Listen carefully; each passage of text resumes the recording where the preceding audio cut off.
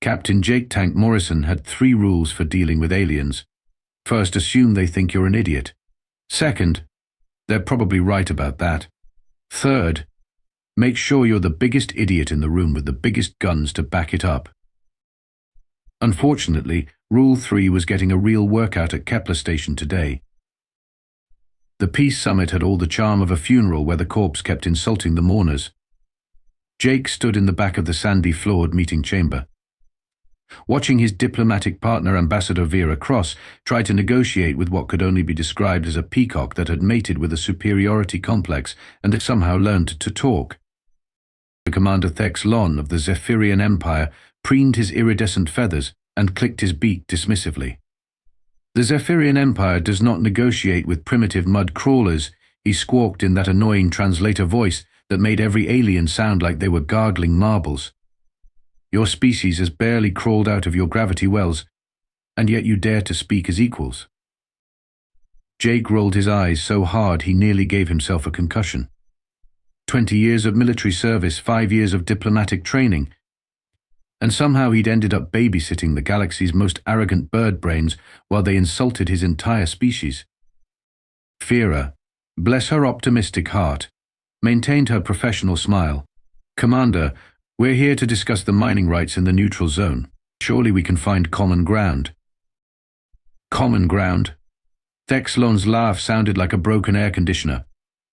The only common ground between our species is the dirt your pathetic civilization will return to when we claim your systems for the Empire. That's when Jake's second rule kicked in. The aliens definitely thought humans were idiots, and they were definitely wrong about that. You know what, Feather Duster? Vera said, her diplomat mask finally slipping. Humanity didn't claw its way to the stars just to listen to an overgrown chicken lecture us about evolution. The chamber went dead silent. Even the timid Glorbian observers stopped their nervous chittering. The crystalline Christech delegates actually turned to face the action, which for them was practically standing on tables and cheering. Thex Lon's feathers bristled with rage. How dare you? How dare I what? Tell the truth.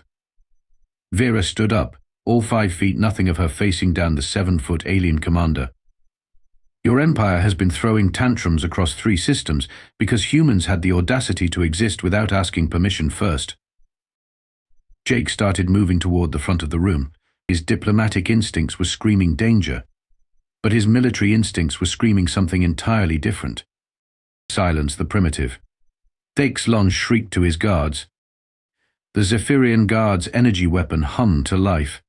Jake was still 20 feet away when the bolt of superheated plasma caught Vera in the shoulder, spinning her around and dropping her to the sandy floor of the chamber. She hit the ground hard, her red blood seeping into the beige sand that some interior decorator thought would make the place feel welcoming to all species. Jake had always thought it looked like a giant litter box. Now it looked like a crime scene. Jake knelt beside Vera, who was conscious but bleeding heavily. Well, she gasped. That could have gone better. You think? Jake activated his emergency comm. Earth Command, this is Diplomatic Team 7. We have a Code Red incident. Repeat, Code Red. The response was immediate and exactly what Jake expected. This is General Patricia Kowalski. Please tell me some alien just made the stupidest mistake of their very short life.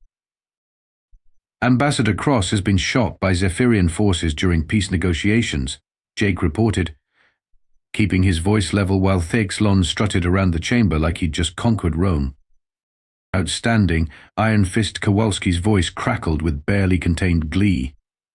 I've been waiting for this call for 6 months. Authorization code Tango Whiskey Foxtrot Hotel. Operation Payback is now active. The other aliens in the chamber were backing away from the humans like they'd suddenly caught fire.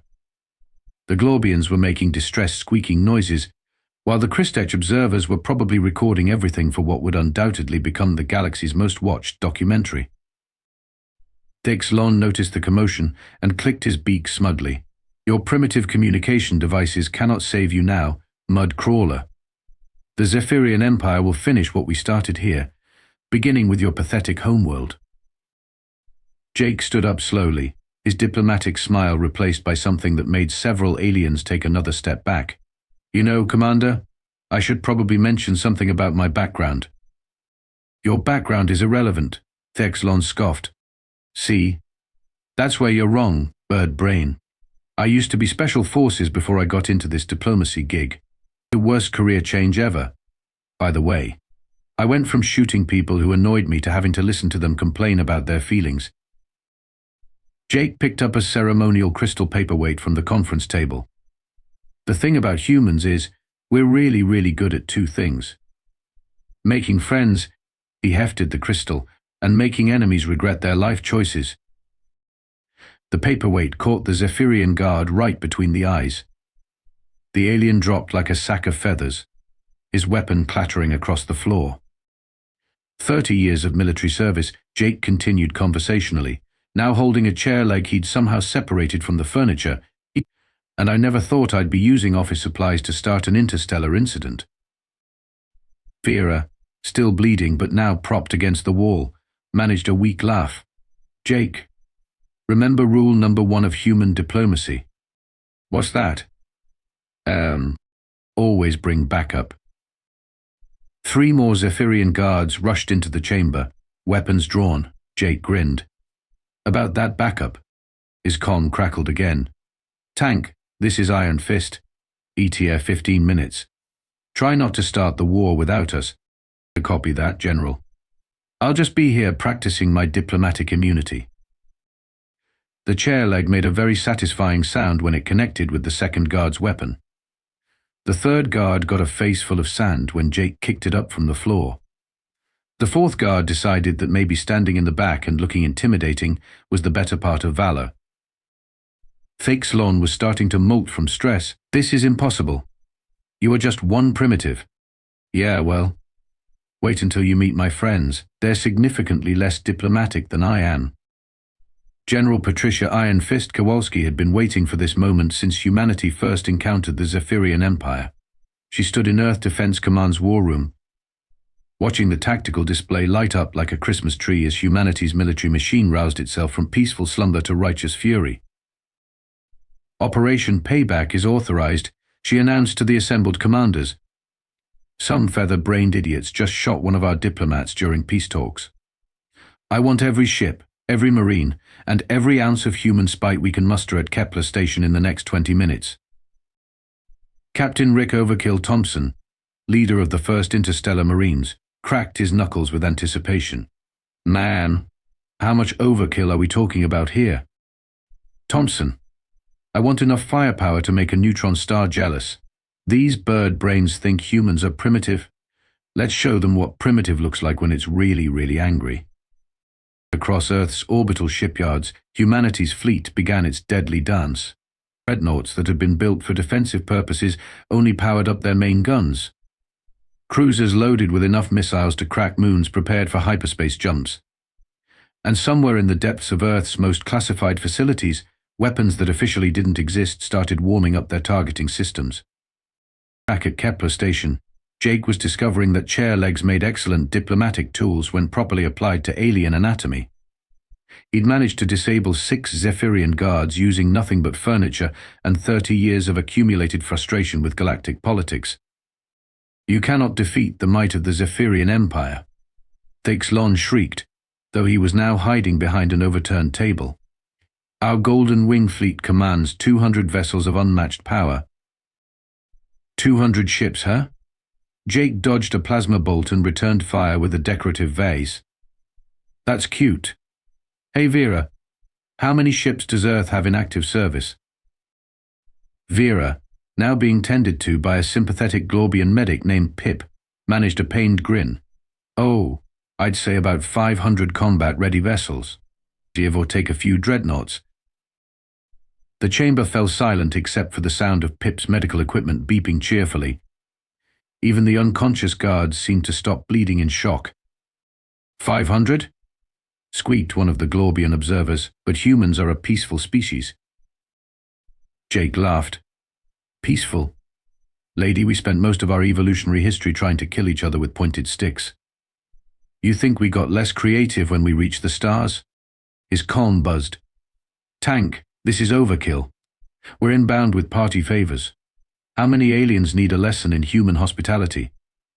About 30 Zephyrians who think they're hot stuff, plus an audience of various species who are about to get a real education in human military doctrine. Copy that. Should we bring the big guns?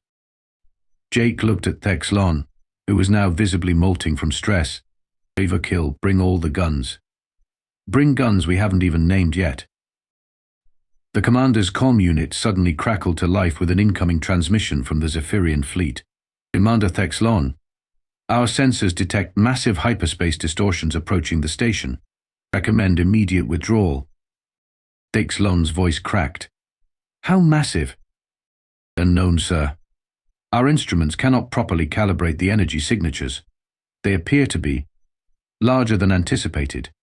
Jake's grin could have powered a small city. You know what they say about humans, Commander. We always overpack for a fight. The first sign that things had gone horribly wrong for the Zephyrian Empire was when their fleet sensors started screaming warnings in 17 different alien languages, none of which translated to anything more helpful than, oh no, oh no, oh no, oh no. Earth's fleet dropped out of hyperspace with all the subtlety of a meteor shower landing on a symphony orchestra. 500 human vessels materialized around Kepler Station, each one twice the size of the largest Zephyrian dreadnought and armed with enough firepower to ruin someone's entire millennium. In the meeting chamber, every alien present suddenly found their universal translators were malfunctioning. At least, that's what they hoped was happening, because surely those numbers couldn't be right. This is Captain Rick Thompson of the Earth Marines. A cheerful voice announced over the station's communication system. We heard someone was picking on our diplomats. That's not very neighborly behavior. Thexlon stared at his tactical display, watching 200 proud Zephyrian warships suddenly look like children's toys surrounded by actual military hardware. This is impossible. Human technology is primitive. Your weapons are basic projectile systems. Oh, we still use projectiles, Jake said conversationally, helping Vera to her feet. We just got really creative about what we shoot and how fast we shoot it. The Glorbian medic Pip was frantically taking notes. Excuse me, Captain Morrison, but what exactly are humans shooting at relativistic speeds? Depends on our mood. Sometimes it's tungsten rods. Sometimes it's guided missiles with fusion warheads. Last week, Thompson's crew fired a grand piano at a pirate base just to see if it would work. Did it work? Pip asked, his scientific curiosity overriding his terror. Played beautifully. Turns out a piano traveling at 15% light speed makes a very impressive statement about human artistic appreciation. Thexlon's con crackled with increasingly panicked reports from his fleet. Sir, the human vessels are surrounding our formation. They're not powering weapons, but their targeting systems are, sir. They have targeting locks on every ship simultaneously. How many targeting locks? All of them, sir. Every human ship has every one of our vessels targeted with multiple weapon systems. Our computers estimate each of our ships is being tracked by an average of 47 different weapons. The chamber was so quiet you could hear a pin drop. If pins could drop in the artificial gravity of a space station surrounded by the galaxy's most absurdly overarmed military force. Jake pulled out his chronometer. You know what, Commander Thexlon? I'm feeling generous today. I'm going to give you 30 seconds to reconsider your position on humanity's place in the galaxy. 30 seconds? 30 seconds to decide whether you want to apologize for shooting our diplomat, or whether you want Captain Thompson to demonstrate why humans consider overkill a starting point rather than a limit. Jake started counting. 30. 29, 28. Other alien species around the chamber started placing bets. The Christech delegates were offering 3-to-1 odds on the Zephyrians surrendering before Jake reached 15.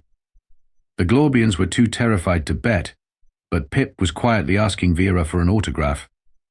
20, 19, 18. Thexlon was frantically trying to reach his fleet commander. Admiral Krixtel, initiate emergency jump protocols. Sir, the humans have generated some kind of hyperspace inhibitor field. We cannot jump. Repeat, we cannot jump. 12. 11. 10. Sir, the human fleet is powering weapons. 6. 5. 4. The first Zephyrian ship raised the white flag at exactly 3 seconds remaining. Then the second. Then the entire Golden Wing fleet was broadcasting surrender signals so fast it looked like a synchronized light show. Jake stopped counting and looked at his chronometer. 31 seconds. I guess humans really are primitive. We can't even count properly. The transformation of Commander Thexlon from arrogant empire builder to desperate supplicant happened so fast it should have been studied by physics professors as an example of rapid state change under extreme pressure. Please, he squawked. All his earlier bluster evaporated like spit on a hot griddle. The Zephyrian Empire wishes to renegotiate our position regarding human territorial claims. Jake scratched his chin thoughtfully. Renegotiate? That's a fancy word for we're really sorry we shot your diplomat, and please don't turn our fleet into space debris. Yes, exactly that. Vera, now standing with her arm in a medical sling courtesy of Pip's excellent field medicine, stepped forward with a data pad. Well, since we're renegotiating, let's discuss the new terms. The Zephyrian Empire will immediately withdraw all territorial claims in human space. Agreed. Intrigued. You'll provide full reparations for the unprovoked attack on a diplomatic mission. Absolutely. And you'll serve as humanity's client state for the next 50 years, providing military support when requested. Thexlon's remaining dignity crumbled faster than a sandcastle in a tsunami. Client state? Jake leaned against the conference table, which was still missing a leg after his earlier diplomatic efforts. You know, it's funny how quickly primitive mud crawlers became your new overlords. Almost like evolution works faster than you thought. Around the chamber, other alien species were frantically updating their own diplomatic databases. The Glorbian delegation was already drafting new trade agreements that heavily favored humanity. The Christech observers had started a betting pool on which species would be the next to offer tribute to Earth. Captain Thompson's voice crackled over the tank. We've got the entire Zephyrian fleet secured. They're offering to paint our ships for us if we promise not to shoot. That's generous of them. What colors are they offering? Well, they suggested please don't hurt us blue and we're very sorry red. Pip the Glorbian medic raised a tentative hand. Captain Morrison, the Glorbian Collective would like to formally request a defensive alliance with humanity. What's in it for us? We'll provide free medical care for all human diplomatic missions, and we promise to always bet on humanity in any future conflicts. Vera looked up from her data pad. That's actually not a bad deal. Medical care is expensive, and it's nice to have fans. General Kowalski's voice joined the conversation via comlink. Tank, I'm boarding a shuttle to oversee the surrender ceremony personally. This is too good to miss. Roger that. Iron Fist. Should we prepare anything special for the occasion? Just make sure the Zephyrians understand that shooting human diplomats is now considered a galactic war crime punishable by having their entire civilization used as target. Thexlon was now literally on his knees, his beautiful feathers molting in clumps across the sandy floor. The Zephyrian Empire offers its complete submission to human authority. We will serve faithfully and never again question human superiority. Jake looked down at the broken commander who had been threatening Earth's destruction just 20 minutes earlier. You know what, Commander? I almost feel bad for you. Almost. Thank you for your mercy. Don't thank me yet. You're going to be working as my personal assistant for the next 5 years. Hope you're good at taking notes and fetching coffee. The sound of Thexlon's remaining dignity hitting the floor was audible throughout the chamber. Vera finished writing the surrender terms and handed the data pad to the former Empire commander. Sign here, initial there, and congratulations on your new career in the human diplomatic service. As Thexlon signed away his empire's independence with a shaking hand, Jake reflected that maybe diplomacy wasn't so bad after all. It just required the right kind of backup. 6 months later, Captain Jake "Tank" Morrison sat in his new office aboard the diplomatic vessel Reasonable Discussion, reading reports from across the galaxy. The nameplate on his desk read Chief Diplomatic Enforcement Officer, which was humanity's polite way of saying the guy who shows up when negotiations need a bigger stick. His personal assistant knocked on the door. "Sir, you have a call from the hegemony of Blorg. They're having a territorial dispute with the Confederation of Vex." Jake looked up at Commander Thexlon, formerly of the mighty Zephyrian Empire, now reduced to scheduling meetings and bringing coffee. The fallen commander's feathers had grown back, but they'd never quite regained their former luster. What kind of territorial dispute? The Blorg claim the Vex are aggressively mining asteroids in the neutral zone. The Vex claim the Blorg are unreasonably attached to rocks that don't belong to them. Sounds like they need some human perspective on property rights. Ambassador Vera Cross entered the office, a diplomatic sash now adorned with medals from grateful alien species, and a small scar on her shoulder that had become something of a conversation starter at Galactic functions. "Jake, we've got 3 more requests for Earth Protection Services this week. The Tentacled Consortium wants us to mediate their trade dispute with the Geometric Alliance." "What's the dispute about?" "The Consortium thinks circles are superior to squares. The Alliance disagrees." Jake rubbed his temples. "I used to think military service was complicated." Thexlon cleared his throat nervously. "Sir, should I schedule a diplomatic mission to resolve the geometric philosophical differences?" "No, schedule a demonstration. Nothing settles shape-based arguments like watching humans turn asteroids into abstract art with naval gunfire." The comms system chimed with an incoming message from Earth Defense Command. General Kowalski's voice filled the office with barely contained amusement. "Jake, we've got another situation developing. The Stellar Republic of whoever is threatening to unleash devastating consequences on the Galactic Union of whatever, unless they receive tribute payments." "How devastating are we talking about?" "They've got 50 ships and what they describe as planet-cracking weapons of unimaginable power." Vera snorted. "Planet-cracking? That's adorable. What's our current fleet strength in that sector?" 300 ships, including the new diplomatic immunity class dreadnoughts. The ones with the conversation starter main guns. Jake stood up and straightened his uniform. The diplomatic corps had updated their dress code to include more military-style decorations after it became clear that aliens responded better to humans who looked like they could personally end civilizations before lunch. "Thexlon, pack my things. We're going to have another diplomatic discussion." "Should I prepare the standard humanities position on galactic peace presentation?" "No, prepare the why shooting human diplomats was the worst decision your species ever made presentation. It's more popular these days."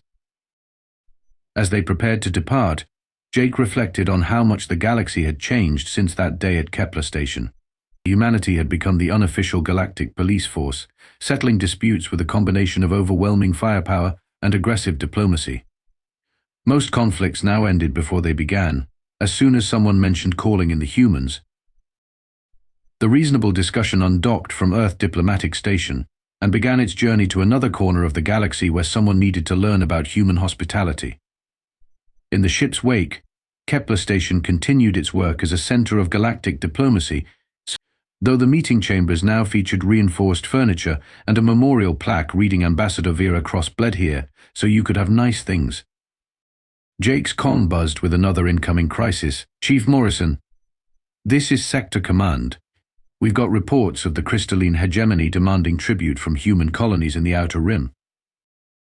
Jake grinned as the Reasonable Discussion entered hyperspace, carrying humanity's latest diplomatic solution toward another species that was about to learn why humans considered peaceful negotiations and superior firepower to be the same thing. "Which species needs to learn about human hospitality this time?" he asked, settling back in his command chair. After all, sometimes the best diplomacy really did come from the barrel of a really, really big gun. Especially when that gun was attached to a ship called Reasonable Discussion and crewed by humans who had turned speaking softly and carrying a big stick into an art form. The galaxy had learned to appreciate human culture, whether they wanted to or not.